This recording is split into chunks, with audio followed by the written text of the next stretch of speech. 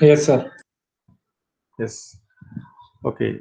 So today's topic is the electromagnetic waves, and already I have taken some information on the electromagnetic waves in different mediums, like how it propagates in a conducting medium and in a non-conducting medium. And there is one more topic is left out, which is the propagation of electromagnetic waves in a lossy dielectric medium. But before going into that, we will see some more information about this electromagnetic waves. What are the energy and the momentum? All those things we will see in today's class. So today's class will be about the types of the electromagnetic waves and the electromagnetic spectrum, and how this electromagnetic wave is going to propagate in free space as well as in vacuum, and what is the relation connecting this electric field and magnetic field in terms of energy, and then the qualitative treatment of this electromagnetic waves. So to make an introduction, it was first postulated by James Clerk Maxwell and subsequently confirmed by Heinrich Hertz. So Maxwell has derived a waveform of the electric and magnetic equations, revealing the wave-like nature of electric and magnetic fields and also their symmetry. So though this electromagnetic wave basically looks like a simple thing, but when it comes to the application or the problematic point of view, it is highly a complicated thing. Okay, so because the speed of the electromagnetic waves predicted by the wave equation coincided with the measure of the speed of the light, Maxwell has concluded that this light itself, okay, so the light itself is an electromagnetic wave. So according to Maxwell's equations, so there are basically four Maxwell's equations are derived by Maxwell, and today I will be showing you the four Maxwell's equations so that you can note it down. Maybe in another lecture I will teach you the derivation part of how those Maxwell's equations arrived. Okay. So they are basically a spatially varying electric field which generates a time varying magnetic field and vice versa. So as you all know, the electric field and magnetic field is always associated with each other and always perpendicular to each other. So therefore, as an oscillating electric field generates an oscillating magnetic field, the magnetic field in turns will also generate an oscillating electric field, and so on. So both these electric field and the magnetic field and its association with each other are always vice versa. So these oscillating fields together form an electromagnetic wave, and in the previous lectures we have learned how to calculate the speed of the wave and how it is coincided with the speed of the light, which is having the value 3 into 10 power 8, and how it was calculated. So the general formula was already taught to you, which is represented here, which is C is equal to 1 divided by square root of epsilon naught mu naught. Okay, so I hope you remember this. I told you in the previous class the value of epsilon 0 is substituted here and the value of mu 0 is substituted here. Epsilon 0 is the permittivity of vacuum, okay, and mu 0 is the permeability of vacuum. So this is in terms of vacuum. Only this you have to apply in vacuum. The value of the relative permeability and relative permittivity becomes 1 here. Otherwise, the general formula for the velocity of speed of light is 1 divided by square root of epsilon mu. Okay, that epsilon will be replaced with epsilon 0 epsilon r, and the mu will be replaced with mu 0 mu r.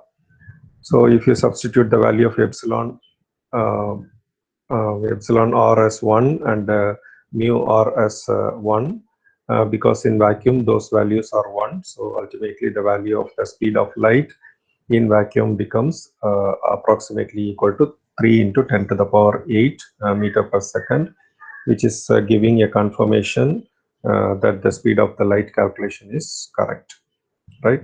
So the in the studies of electricity and magnetism, experimental physicists had determined two physical constants: this electric epsilon zero and magnetic mu zero constant in vacuum. So therefore, these the three experimental constants, that is epsilon zero, mu zero, and c, previously thought to be independent, are now related in a fixed and determined way. So are you able to see the Maxwell's equations here? Just you can note down the Maxwell's equations. Actually, all these Maxwell's equations are having a separate derivation. So this Maxwell's equations can be written in two forms. Okay, Karthik, are you there? Karthik, can you unmute? The Maxwell's equations can be written in two forms. What are those two forms? Karthik?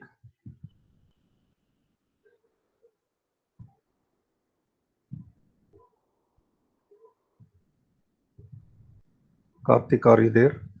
Alvin, what are the two forms?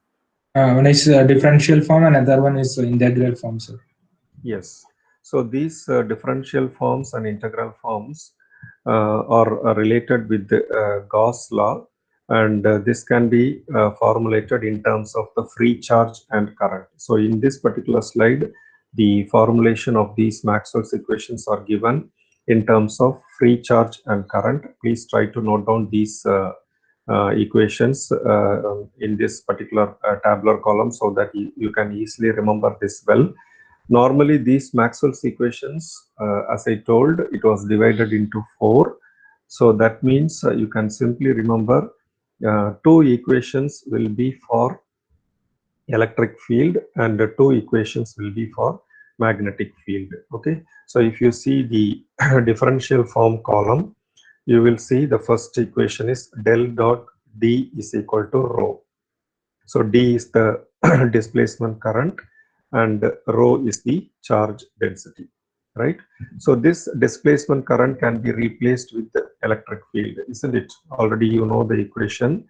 The equation for displacement current is D is equal to epsilon zero into E, which is a dependent factor of the electric field.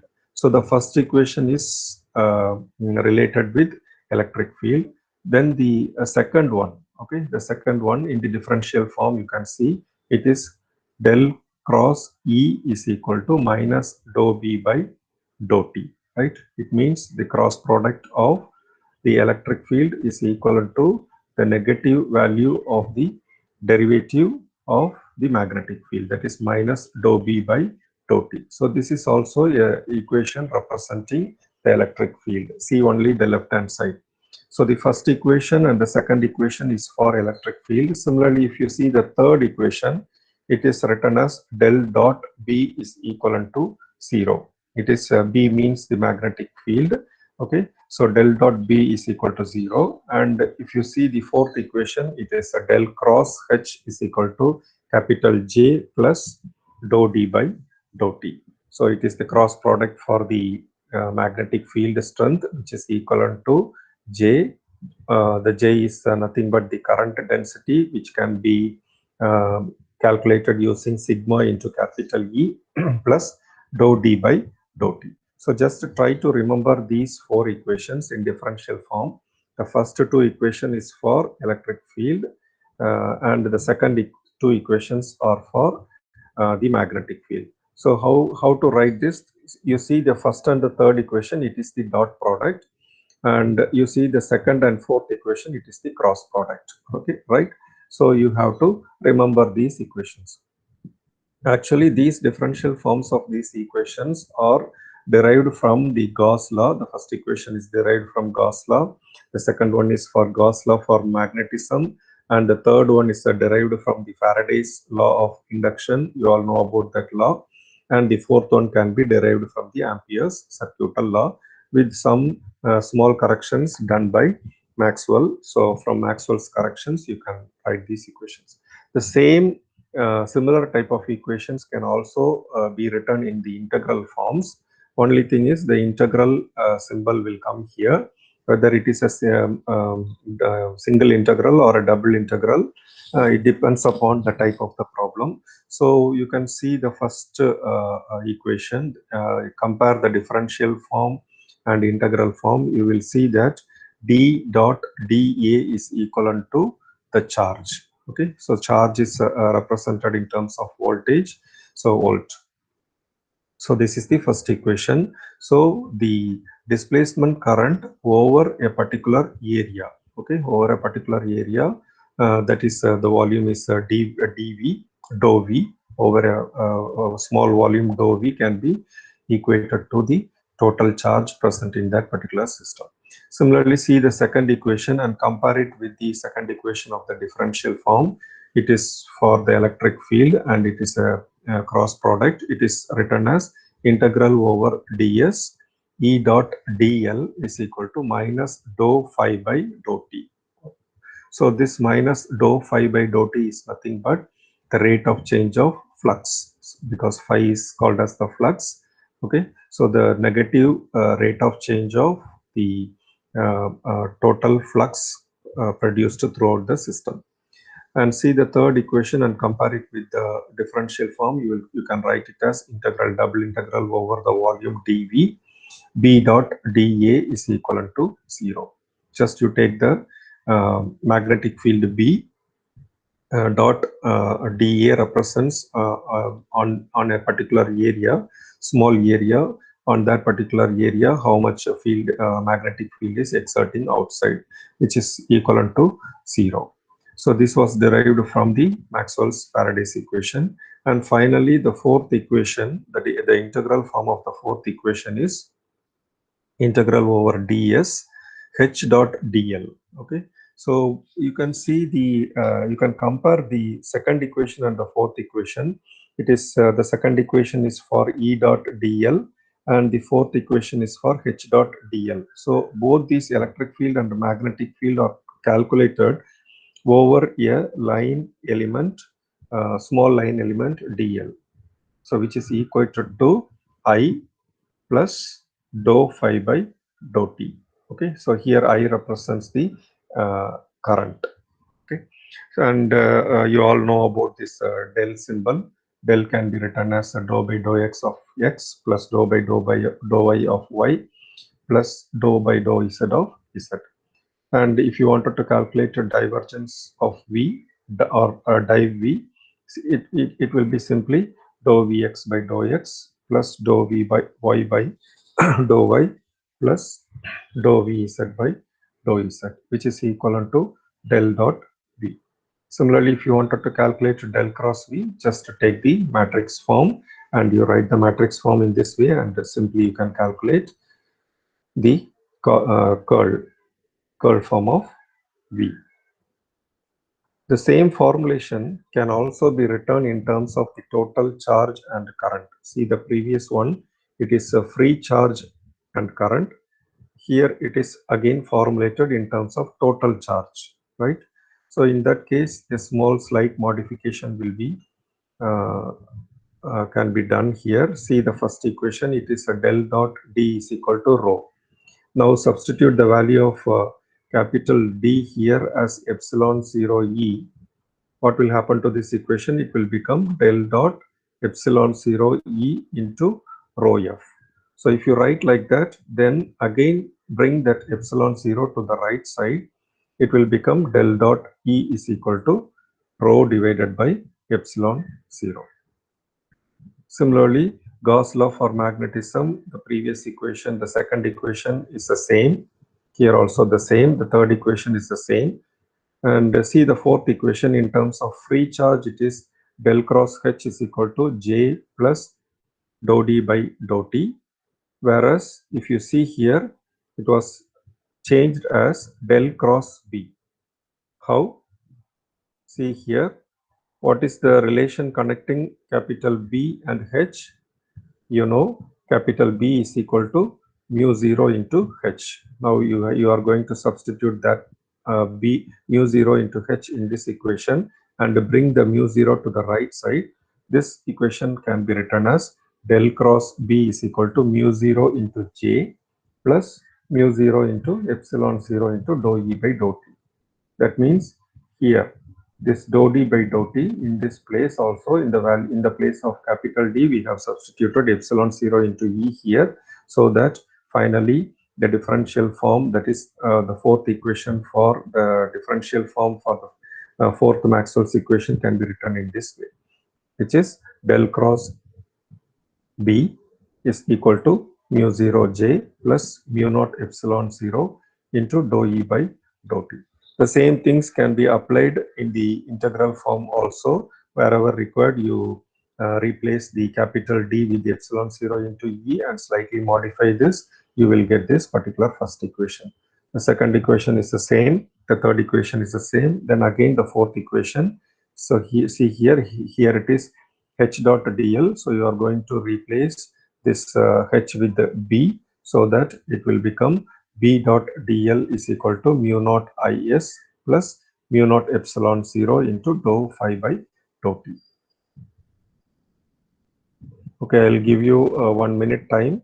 If you have not taken these four equations in terms of free charge, you can note it down and then put another column also, another tabular column also, and try to write down the Maxwell's formulation in terms of uh, this total charge and current. Have you written this?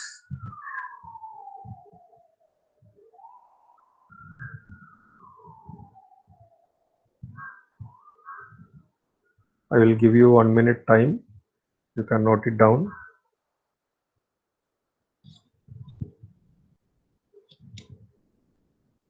Kindly note down these equations. These are very important when it comes to solving a problem.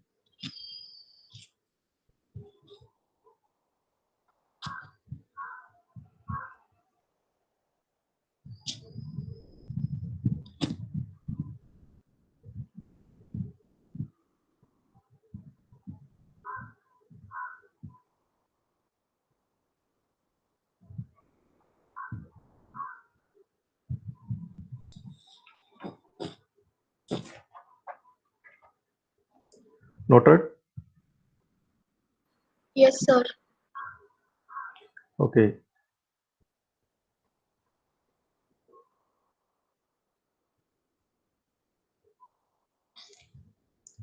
So you should know the difference between free charge and total charge. For total charge, the equations are slightly varying. In terms of free charge, you know the previous equations. Okay, so once you know the equations in terms of free charge, you should be able to modify it and write down these differential forms and integral forms in terms of total charge also. Okay, for that you should remember the capital D value, which is epsilon 0 into E, and capital B value, which is mu 0 into H. So please don't forget those two equations. If you are able to remember those two equations, you can easily modify this Maxwell's equations formulation in terms of total charge and current. Right. Now we'll go to the next one. So here I have exclusively given the all the four Maxwell's equations in terms of line integral and the surface integral or the volume integral, right? So if you wanted to write down the line integral of the electric field along the boundary dou S of a surface S, this dou S is always a closed curve, right? So it was given as integral within a closed circle over a small surface dou S. It can be written as E dot dl. And the second equation is the same things, but only for the E is replaced with B. Similarly, if you are calculating this Maxwell's equations or any parameters using a volume integral, then it will become double integral over a small volume dou V E dot dA. So dl is replaced with dA, and in the second for the magnetic field it will be E will be replaced with the B and dV over the volume integral dou V. So we have four equations. First equation is Gauss law for the electric field. So Gauss law is a consequence of the inverse square law of Coulomb's law for the electrostatic electrical force at interaction between point-like charges. Gauss law for the magnetic field, this statement about the non-existence of magnetic monopole, magnets or dipolar, definitely it will have a positive and north pole and a south pole. So magnetic field lines form the closed contours.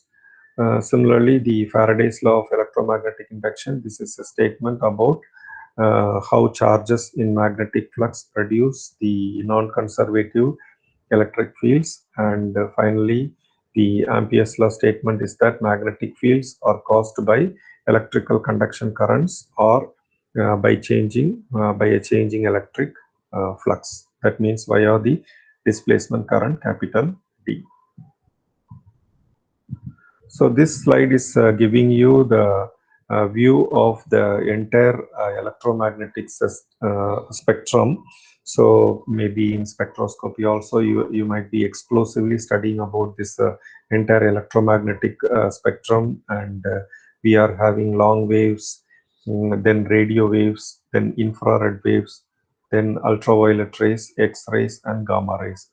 So these are the main waves which we used to study, and their corresponding wavelengths are shown here.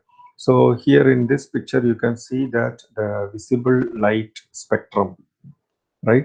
The visible spectrum, which is between the 400 nanometers to 700 nanometers, is lying between the infrared and ultraviolet rays. You can see this is an enlarged image of the visible spectrum. So only this visible spectrum, we are having the colors starting from violet to red, and we will be able to see only these colors. All other waves, long waves or radio waves or infrared waves or gamma rays, we will not be able to see through our eye, but of course definitely they are existing here, and the values are also written in terms of wavelength and also in terms of frequency. There is a relation connecting the wavelength and the frequency. So you can calculate it. All right. So the wavelength are mentioned in the top line, starts from 10 to the power 8 meters up to 10 to the power minus 16 meters. And the frequencies are also mentioned in the bottom line, starts from 10 up to 10 to the power 24 hertz. Right. Again, the radio waves. Okay, see the values. The radio waves starting from the frequency range from 10 to the power 4 up to 10 to the power 11. And again, this entire radio waves are heavily used in several applications. For example, maritime and astronomical, aeronautical uses, then maritime, aeronautical, and the mobile radio, then AM radio applications, then again some ranges like 10 to the power 9 up to 10 to the power 11 frequencies are being used in maritime, aeronautical, citizens band and mobile radios.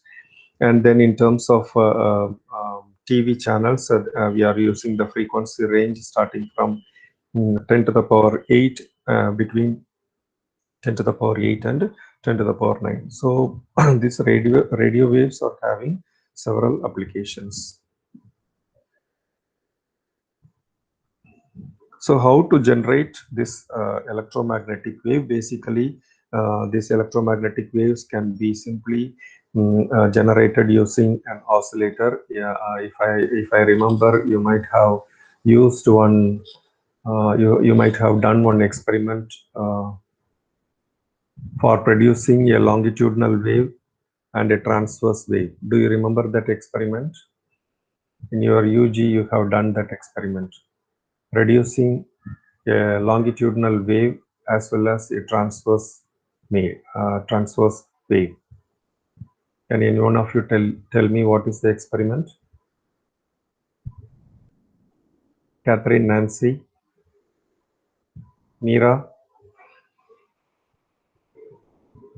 Nitya, all of you unmute. All of you unmute your mic. Sir, Hmm. What is the experiment you have done? sir, I haven't done that, sir. You have not done. Hmm. Yes, sir. So you have not studied BSc then. Sir, Nobody not has like that, done. sir. I haven't done the experiment, sir. You have not done the experiment. Yeah, that is why first year, last BSc last year, you didn't go to the college, right? Sir, I have So electronics at that time. electronics. Hmm. Yes. Anybody else? Anybody else who have done this experiment, reducing the longitudinal wave and transverse wave? What is the experiment name? Karpahavalli, Carlin, Sir, it's Nada, Soumya. Melody. Hmm. Who has told the answer? Sir, Karpagavali, sir. Karpahavalli. Okay. Melody string experiment, right? So in the melody string experiment, you have created the longitudinal mode of wave propagation and the transverse mode of wave propagation. How it was produced actually? Can anyone answer?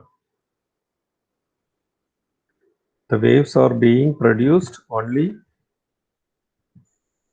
by producing the electromagnetic force, right? Electromagnetic field. So here you can see in this slide, you can see there is one oscillator is written here, which is LC oscillator, right? So the energy is being transferred to this oscillator, and there is a coil wound in this oscillator. So the electric field, once the electric field will be passing on through this coil, the similar magnetic field will be produced surrounding this coil, and this will be transferred to the secondary coil. And once this is transferred to the secondary coil, so the oscillations will be taking place, right? The wire which is connected to this secondary coil will starts vibrating, and the production of the waves will be produced here, and the waves will be transferring. The wave will be transmitting from one point to the another point. It was represented as transmission line, and then it can be transmitted to any other distances, either by means of the electric dipole antenna or by means of a dish type of antenna also, right?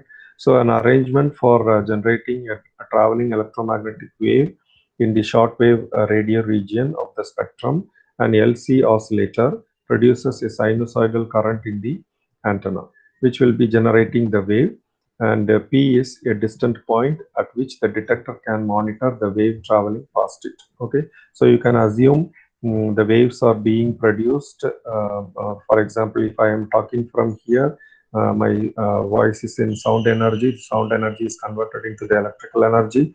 That electrical energy is being transmitted with the help of an antenna. It is going on to the satellites launched in space. Then from that satellite, it is again reflected back, and the receiver, you are from a distant place, so the receiver is receiving the same sound energy at the other point within the fraction of a second. So in this slide, the variation in the electric field E and the magnetic field at the distant point P, as one wavelength of the electromagnetic wave travels past it. The wave is traveling directly out of the page, and the two fields vary sinusoidally in magnitude and direction. So we know the electric and magnetic fields are always perpendicular to each other and to the direction of the travel of the wave. So this is how the electromagnetic wave is being generated, and this is the schematic diagram which is representing you the presence of the electric and simultaneous presence of the electric field as well as the magnetic field. So the current is actually flowing through this particular circuit, and which sets up the magnetic field as little circles. So what you are seeing here as small circles are nothing but the magnetic field circles, and these fields are not instantaneous, but they will form in time. So the energy is being stored in these fields and cannot move infinitely fast. So if you reverse this, see the difference between the picture A and picture B. The figure A is showing you the first half of the cycle. So that means you are applying the current from downwards to upwards. See the arrow marks. Okay. So just if you are going to reverse this, then you will see another kind of disturbance is being created. So these are called as the electromagnetic waves. And this picture is giving you the general representation of an electric field. You can see the red line wave is for the electric field, and the blue line wave is for the magnetic field. So in general, the electromagnetic waves, the cross product, that is E cross B. Okay, if you are writing the cross product of electric field and magnetic field in this way, it means that it is actually giving you the direction of propagation of the wave.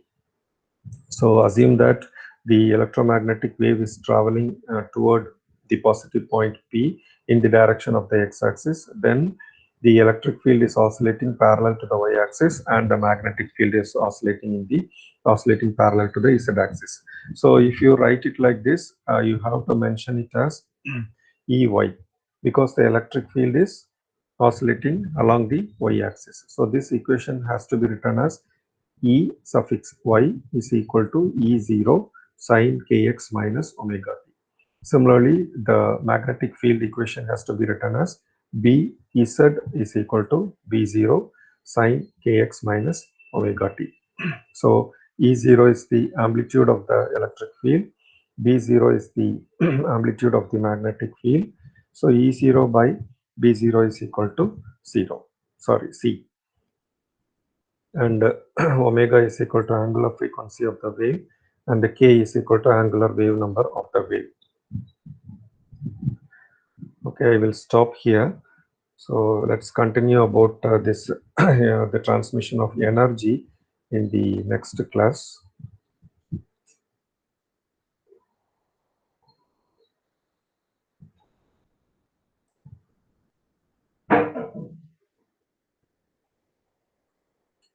Can I have the attendance? Number 1, Present, sir. 2, 2 absent, 3,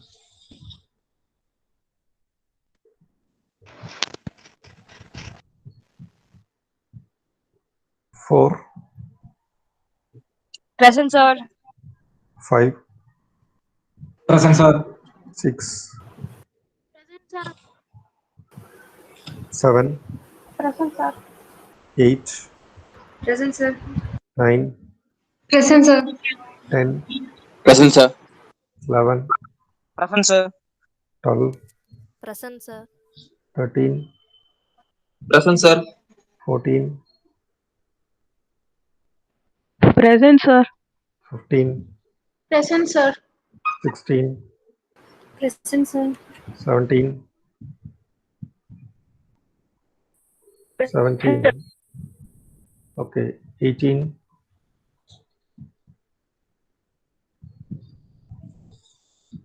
18 absent, 19, Present, sir. 21, Present, sir. 22, Present, sir. 23, Present, sir. 24, Present, sir. 25. Present, sir. Okay, absentees are 2 and 18.